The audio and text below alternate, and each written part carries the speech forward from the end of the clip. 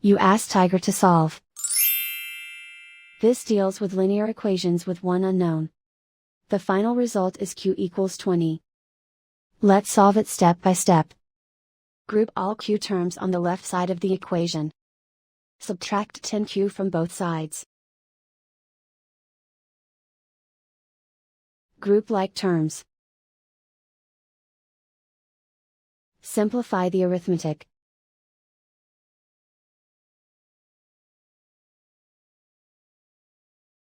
Group all constants on the right side of the equation. Add 20 to both sides.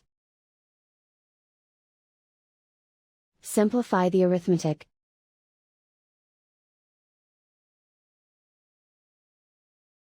And so the final result is q equals 20.